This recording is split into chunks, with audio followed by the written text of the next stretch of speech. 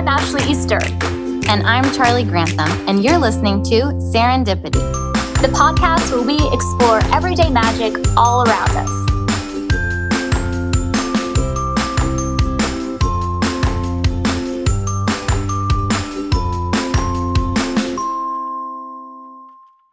Hi, everyone. Welcome back to Serendipity. I am so excited for today's episode because we're going to be talking about intuitive eating. And Ashley actually posted about intuitive eating not too long ago. I think it was on your story, maybe on Instagram. And I was like, oh my gosh, we should do an episode because you've talked about it some like here and there. But I think it's a really important topic. And I think you would have a lot to say about it. So do you want to kick us off? Yeah. No, I'm excited to talk about this. And I'm sure everybody listening to this already knows I'm not a dietitian. I am not a doctor. I'm just going to be talking about my personal experiences with intuitive eating and then what intuitive eating is. But I think the first time I heard about intuitive eating was in 2017. I was asked to come speak at a women's conference retreat type thing. I think it was called the Hot Healthy Habits Retreat. And I love the retreat so much because the brand doing it, they had previously been promoting a lot of dieting, and I think maybe diet supplements and those types of things. But they started doing research and finding out about what intuitive eating is. And I thought it was really bold and brave of them. They basically apologized to their entire audience, and they had thousands and thousands of followers, and said, we got it wrong about dieting, and we believe in intuitive eating now, and that dieting is ethical. And I thought, so few times have I seen that happen. And I think I was on a panel discussion, like I said, it was years ago, but that was the first time I was introduced to that concept. And they had a dietitian who came and spoke about intuitive eating. But intuitive eating is actually like, I think, a trademarked term. There's some doctors, dietitians who came up with it. They have a whole book called Intuitive Eating. And maybe I can try to post some of that in the show notes. Intuitiveeating.org, I think, is the official website. So it's not just something that I came up with. It's not just two words slung together. It's actually like a whole system of how you approach food and how you look at your body and nutrition. So before we kind of talk about what intuitive eating is, let's talk about diets. I know for myself, I started dieting when I think it was like maybe 14 years old. And I know that first year, like over a summer, I think I lost, I want to say it was like a quarter of my body weight, something like that, which was a lot, especially for a 14-year-old child. And that kind of set me on this path of using a lot of disordered eating habits. And because I don't want to trigger a lot of people, I won't go into all of the things that I did for that. But basically diets are, you have the term diet, which could just mean whatever food you ingest. But when I'm talking about diets here, I'm talking about like restrictive diets where you're supposed to only eat certain types of foods, those types of things, for the purpose of weight loss. Now, there are some people who have certain types of diets because they have allergies or because they have beliefs about animals. They don't want to eat animals. But diets, and what I'm talking about, are ways of restricting food for the purpose of losing weight or maintaining a certain weight. But here's the thing. Diets are talked about everywhere. There's always a new fad diet going on, from, keto to Whole30 to, whatever it is. But studies are showing that diets do not work, not in the long term. In fact, there's a study that shows that 95 to 97% of diets fail. And a lot of times when you're dieting to lose weight, you're using one of these restrictive dieting systems, you actually gain weight over the long term. because when your body fluctuates to a lower weight in an unhealthy way, it tends to want to snap back and then kind of overcompensate because it's afraid that it needs to store food so you don't starve. Yeah. And I'm just going to read this quote really quick here from Jennifer Rowland, MSW, LCSWC. So with 95 to 97 failure rate of diets, statistics hold true, even if you mask them with lifestyle changes, because a lot of times people call diets lifestyles versus diets is the same thing, no matter what you call it. To maintain weight loss over the long term, there's simply no substantial evidence to support our ability as clinicians to help someone lose weight and keep it off in the long term. Additionally, many diets are actually very dangerous. Even the keto diet that people are talking about, where you're doing a lot of restriction and fasting, there are people who are losing organs because they are accessing different systems in their body for processing their nutrients. And there are people who've lost organs from that. Wow, so additionally, most diets are tested on men's bodies versus women's bodies, and men and women's bodies are very different in the fact that women or those with female genitals, uterus having people, they go through a menstrual cycle, and there's different hormones that are at play. And there's actually 4 different phases to your menstrual cycle. And at different phases, you need more carbs and nutrients than in other phases. And men's cycles, they do have a cycle, but it's a cycle that runs every 24 hours versus over 28 days. And so not only are statistics showing that most diets don't work for 95 to 97% of people, they're generally tested on men, but pushed on women.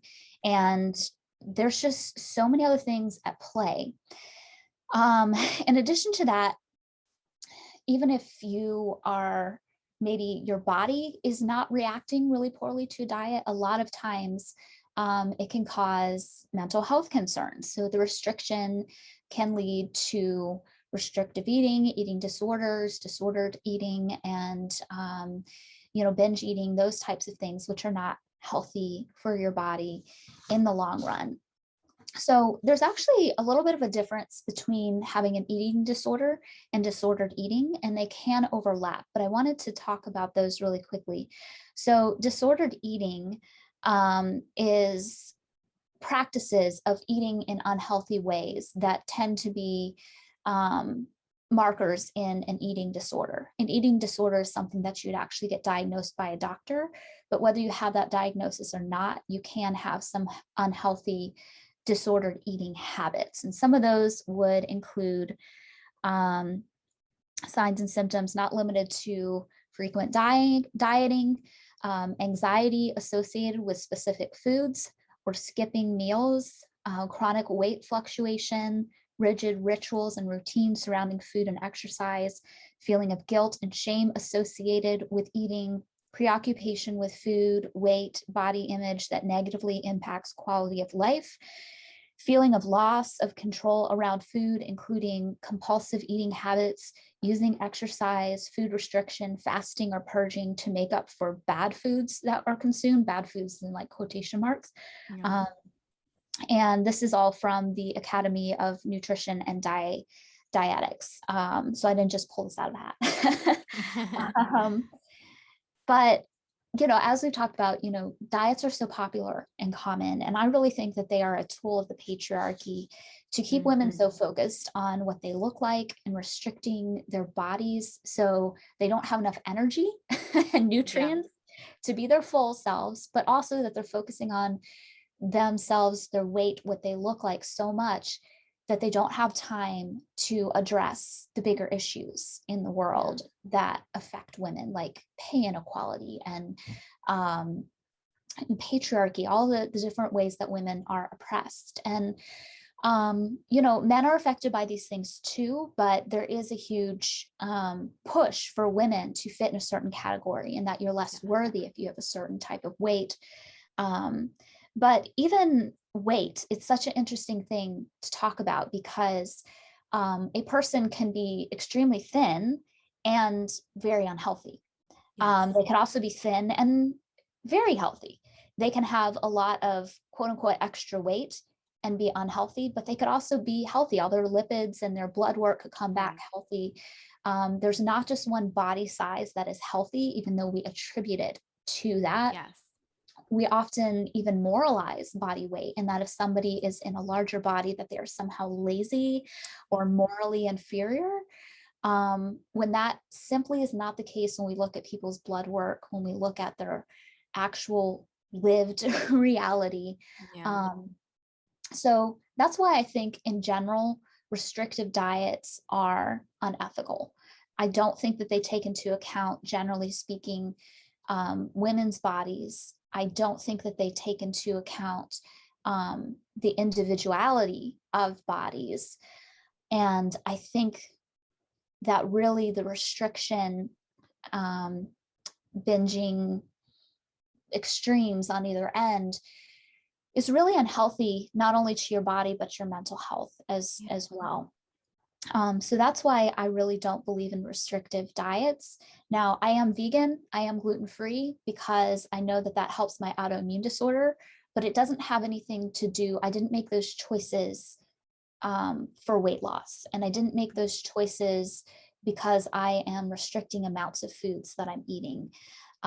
So if you have a peanut allergy, I'm not saying, you should throw that out the window, pay attention to those types of things. And we'll kind of get into that with the intuitive eating.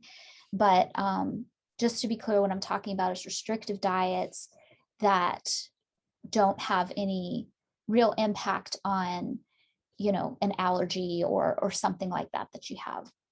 Yeah, and I just want to say something else I've heard is, and I don't know where I've heard this, but I've heard that part of the reason dieting doesn't work is because you're restricting,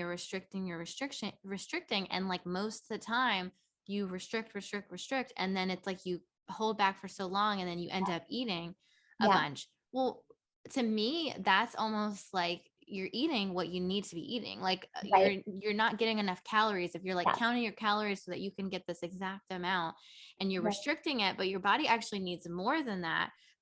Like this isn't a dieting example, but it's kind of like an example, kind of like the other day I had like I love to eat snacks. Like I just am constantly eating like all day. And this day was kind of like crazier than normal. And so I only got one snack that day. And by the time I got home, like I had only eaten breakfast, a snack, and lunch. And now it's like 5 o'clock. Yeah. And I ate like 5 snacks because I'm like, that's what I would have eaten Right.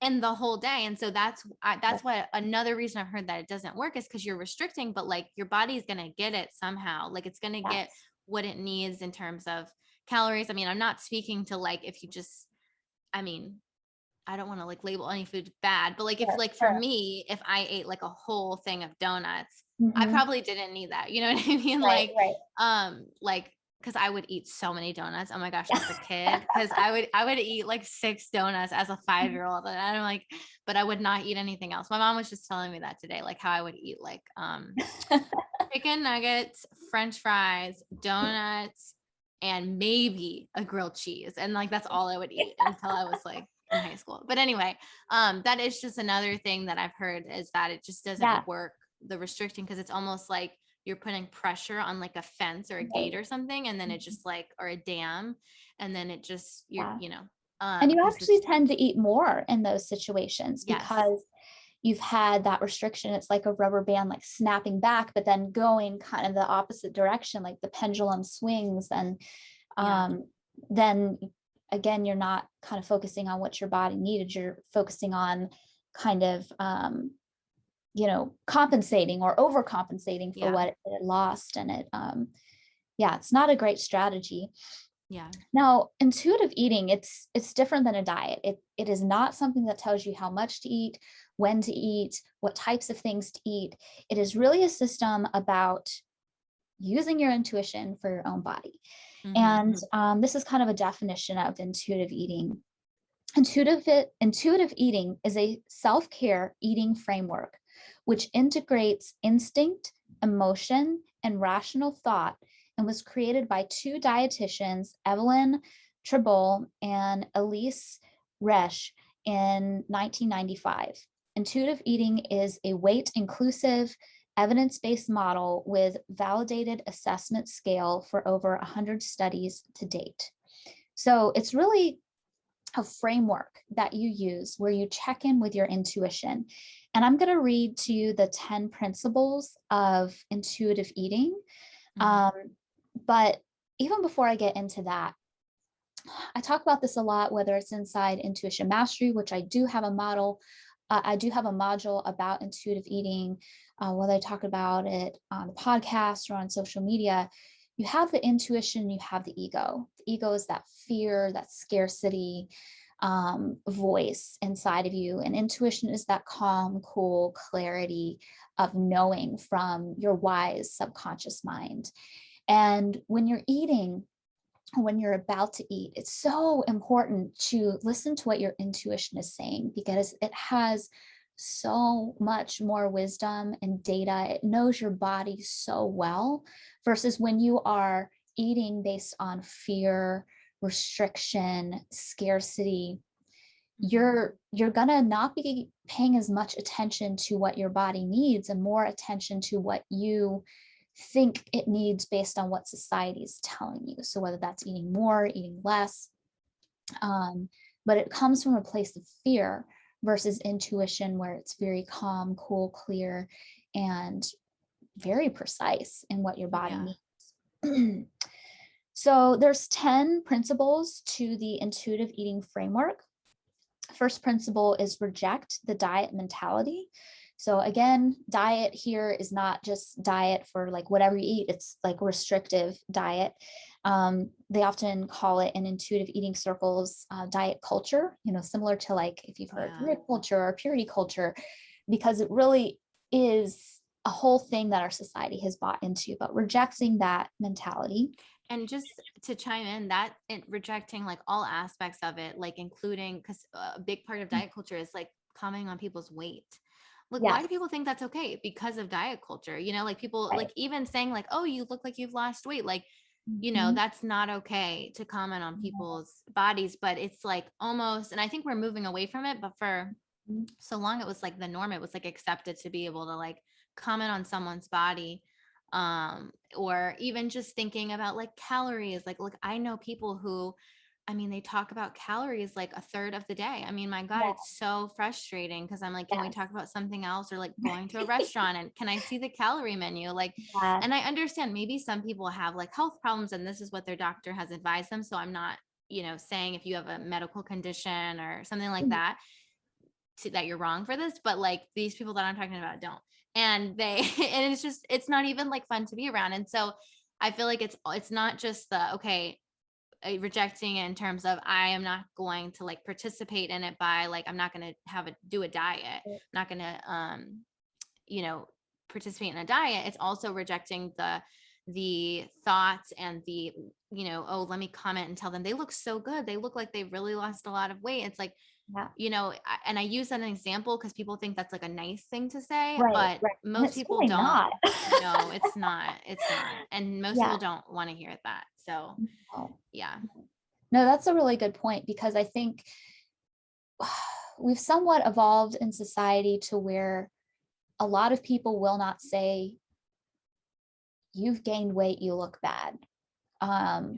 There are definitely people that say that 100%. I'm not denying that, but a lot of people will be like, well, I'm okay because I'm not telling them they look bad when they have more weight on their body, but they will feel comfortable saying you look good because you lost weight, when innately, when you're saying that, it means that you looked bad before.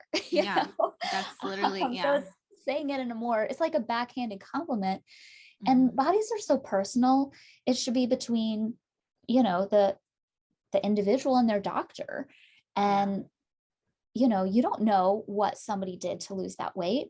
And if it is because of an illness they've developed or something in their life, you don't know what caused them to gain weight. And it's not your business unless they want to openly share that. And I think that it's just rude to talk about people's weight.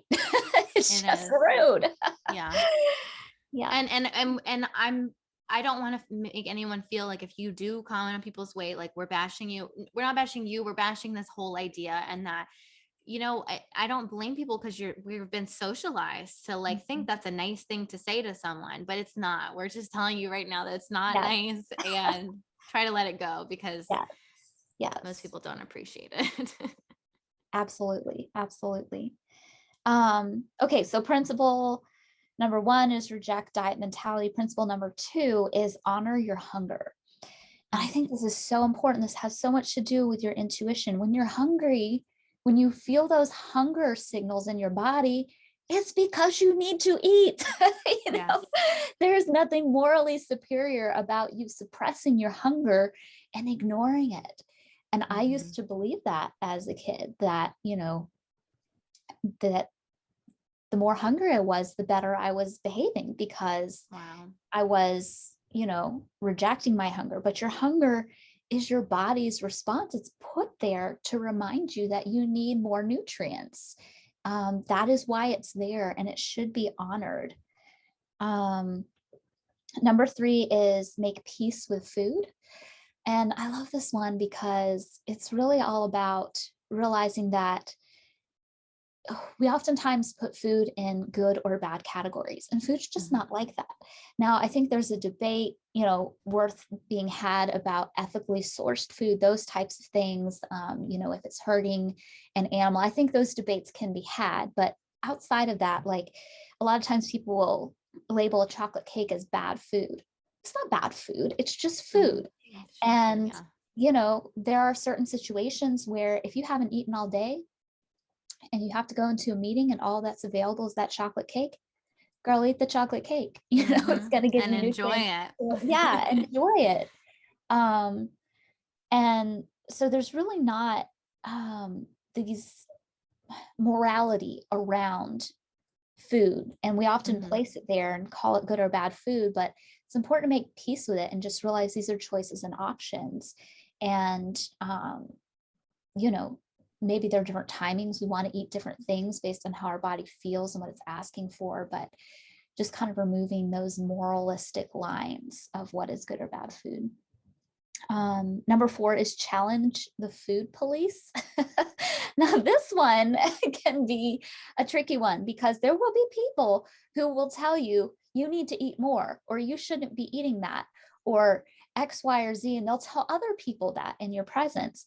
And they have bought into diet culture. And I really believe that in a lot of cases, we need to stand up to them and say, hey, my body, my choice, their body, their choice. That's not your business. That's between them and their doctor. And standing up not only for ourselves, but for other people, and just letting people know that you have a boundary there, that you decide what you put in your mouth, what you put in your body, not them. And that can be hard. And I've done that sometimes, and people don't like it, but they never like when you put up boundaries. But you have a right to choose what foods you put in your body, not anybody else. Principle number 5 is respect your fullness. So just like you respect your hunger, that you need to eat something, it's important to listen to your body when it says I'm full, and not to force feed it extra food. And, we're never going to be perfect at this. Intuitive eating is a framework. It has principles. It doesn't mean that you are a bad person if you eat a lot of Thanksgiving dinner. That's not what it's saying. But generally speaking, it is important not only to listen when you're hungry, but also to pay attention to the signs and signals your body is giving you when you're full, because those are just as important as your hunger signals. It knows how much you need to eat. And it's always given you signs. Number 6 is discover the satisfaction factor. So a lot of times when we eat mindlessly. We don't think about what we are putting in our bodies, and we're just eating because, we're feeling emotional and we just want to stuff in your mouth. Instead, slow down, enjoy the food, see how it makes you feel. And if it's satisfying, there are times when I want to eat a salad and that feels good, but there are other times I know the salad is not going to satisfy me. I need to eat, some some bread, something, a little bit heavier. And so paying attention to the satisfaction factor and really slowing down to enjoy your food. And, it's kind of flows into the next one, which is number 7, honor your feelings without using food. Well, can I just say before we move on Yes. from that one, that reminds me, like, I like that it says that to like just enjoy the food. Because I think sometimes we can just like, I mean, I could just like shove certain, Yes. especially certain food into my mouth and I like not even taste it, And we did this like tour or something of the Uh-huh. like Hershey Park like Yeah. chocolate factories and stuff. Uh-huh. And one of the things is like was a Mm. chocolate tasting event and we like had these different chocolates and they had us do like, okay, take this chocolate, put it in the back of your mouth and like just let it melt. And then you could taste all these things that you weren't tasting when you just like eat a bunch of M&Ms, Right. And so it kind of reminds me of that. And so sometimes, yeah, like when I'm like really slowing down and like taking it bite by bite, I'm like really tasting things that it's like coming through for me that like wouldn't when I just like shovel it in my mouth. So I love that. I didn't realize that was a part of intuitive eating, and I love that step. Yeah. No, 100%. And oftentimes we eat faster than our body's able to process the food. So when we slow down and eat it, we can pay attention to when our body says that it's full versus if we just keep eating and then all of a sudden we're like, oh my God, I just overate so much and I feel uncomfortable. My stomach doesn't Yeah. feel good anymore. Versus if you kind of slow down and then, wait and say, okay, do I feel, like I still want to eat or not? And just slowing it down. And again, this is a framework. This isn't a perfection thing because I'm going to tell you, if I've got 5 minutes before a meeting and I need to eat something, I'm going to shovel that sandwich down, Yeah. because I know I'm Or going to need that food. popcorn. I Yes. always do that. I'm like Yeah, handful, like, yeah, this is making me hungry. I know. So it's not about perfection, but it is about, discovering that satisfaction factor and slowing it down so you can really enjoy your food versus kind of inhaling it and not Yeah. enjoying it at all. And then number 7 is honor your feelings without using food. And I think a lot of times when we feel stressed, when we feel anxious, when we feel a variety of things, many times we will go to food for comfort. That's why they call it comfort food. Mm-hmm. And that's not always bad on the list of things you could do to cope with stress. It's on the lower end of the spectrum. You're not taking hard drugs or something like that. But realize that it is sort of a band-aid to dealing with the emotions that are coming up. And it's important to actually deal with those emotions instead of numbing it with food. And, you know, my body's craving comfort. What are some other ways I could give it comfort that aren't just food? Yeah. And just really paying attention to that, because sometimes we don't slow down enough to realize that my body just wants comfort. And you know what? Maybe some tea, a warm blanket, and a book would feel like comfort, and I wouldn't need to eat. And that's just kind of numbing it, or a therapy session, or something like that. So Mm-hmm. just being mindful of it. Again, it's not about perfection, but you know, just honoring your feelings without using food all the time. Number 8 is respect your body. Our bodies are beautiful. They're amazing. And so many times we're trying to escape our body. I know I can be guilty of that. Like I love learning about things like astral travel and visualization meditations and just thinking about these high, lofty thoughts. But remembering that my body is the vessel that allows me to have experiences. My body is here to take care of me. It's been with me my entire life. And even when I wish it had done better in some situations, I really know it's always doing the best that it can, Yeah. given the tools it has. And so really just respecting your body and not shaming it or blaming it. Realizing that it shows up for you every day. And even if there's health problems, like it's doing the best it can with the cards it's been dealt. And so honoring and respecting it.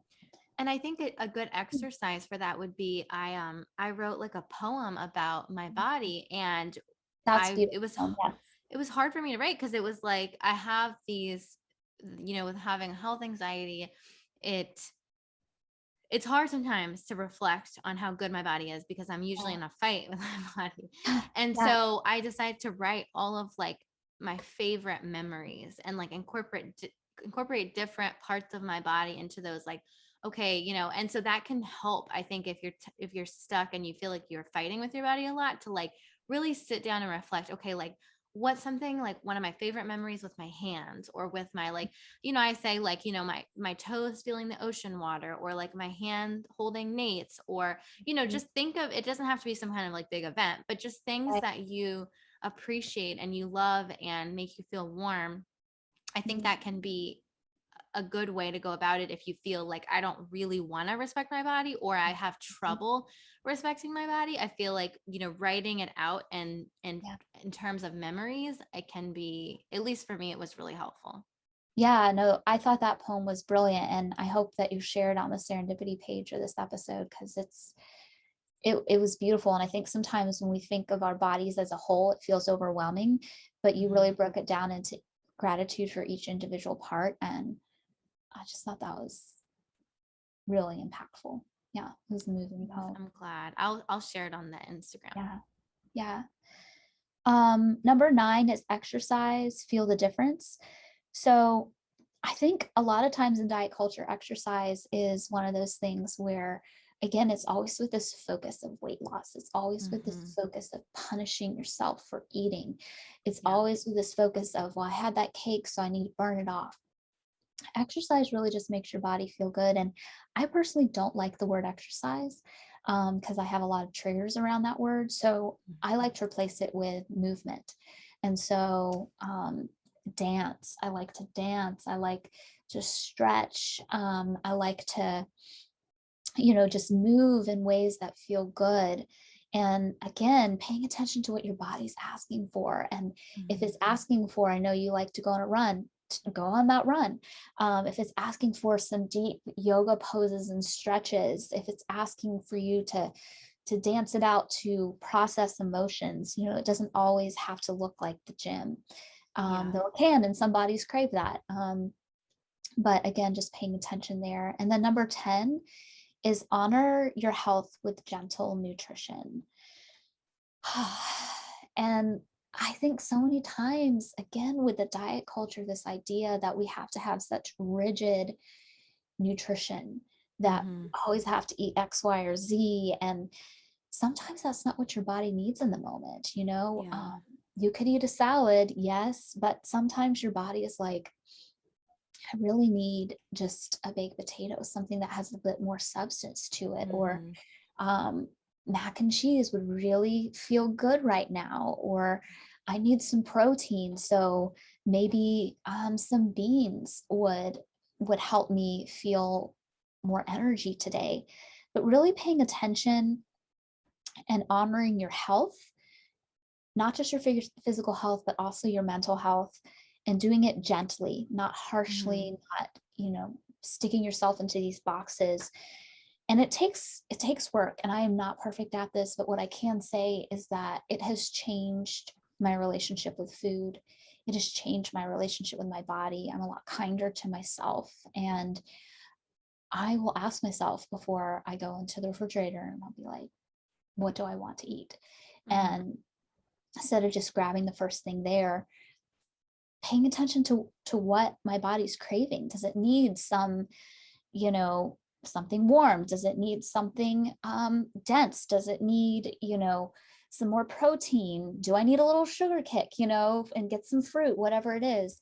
But just paying a lot closer attention, and then also deciphering, because sometimes I think that I'm craving something because that's the first thing that comes to my mind. And I realize, okay, I'm not actually craving that. I'm craving this particular feeling. And there's some other food options that would give me that feeling that aren't going to afterwards make me feel sick to my stomach. And so just having that dialogue, starting it, and just paying attention to the changes. Again, I love this because it's not strict. It's not you're bad or good. It's a framework, and it's a work in process. It's a relationship with your body. And yeah, that's what I know about intuitive eating. That's what I try to do. Yeah, I love that. Thank you so much for sharing that, because I feel like it really gets to the core of what you have to do, or what maybe a lot of people have to Yeah. do, being kind of immersed in diet culture the way that we are.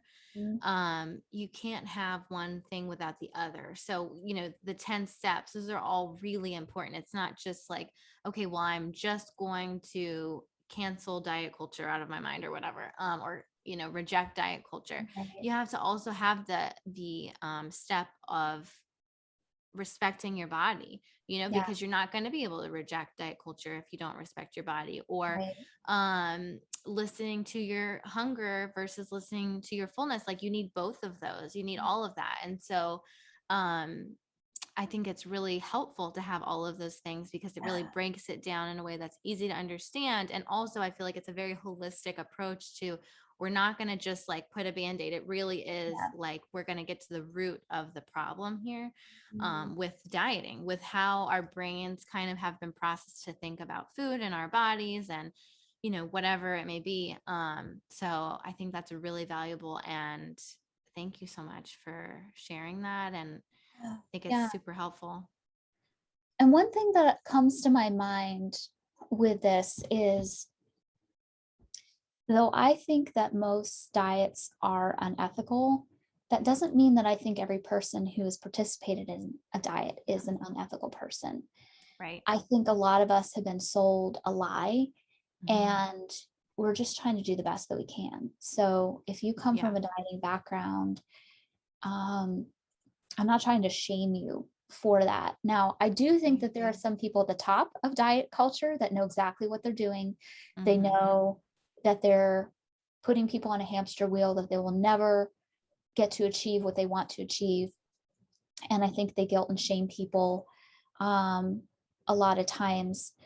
And those people, I think, sometimes are very unethical. But I think the Yeah. general population, even people who maybe, you know, are promoting a particular diet, doesn't necessarily mean that they as a person are unethical. This is just the only information they've been given.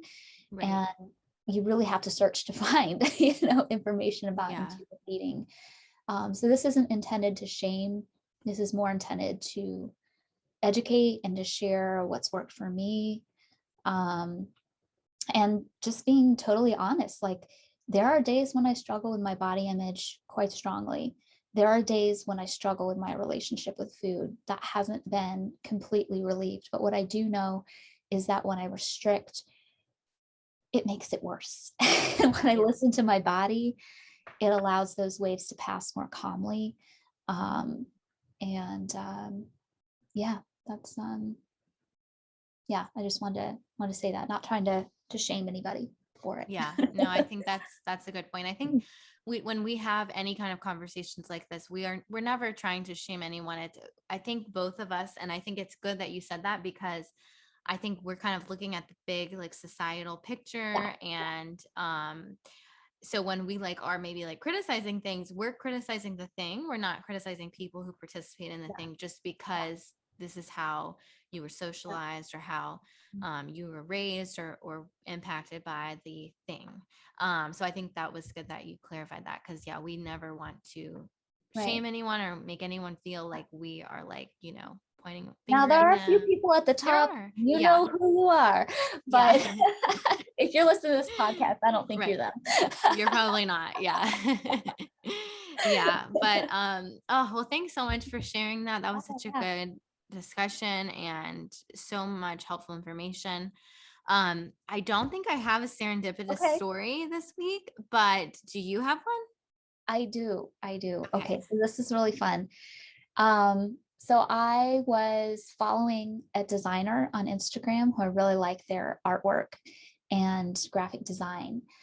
And they started posting about this Oracle card deck that was just really beautiful, that they had created and designed. It wasn't their deck, but they, made the designs for somebody else who would kind of have vision and all of that. And I got this intuitive nudge that I needed to purchase that deck of cards, those oracle cards. And it was kind of crazy the way it happened. So I couldn't find the button to get the cards to order them, but I was able to find sort of a place where you could download the guidebook. You know how oracle cards often have like a little guidebook of what each card means. And you could download that for free. And I was like, but I really want to purchase the cards and I don't see that. So I downloaded that guidebook. And I think it was probably because they were still working out links and stuff on their website. But they sent me an email probably about 30 minutes later, and they're like, hey, I hope you enjoyed the guidebook. Where did you purchase your deck? And I was like, well, actually I didn't purchase the deck and I've been looking for that. And I thought maybe when I click this download, that would give me more information.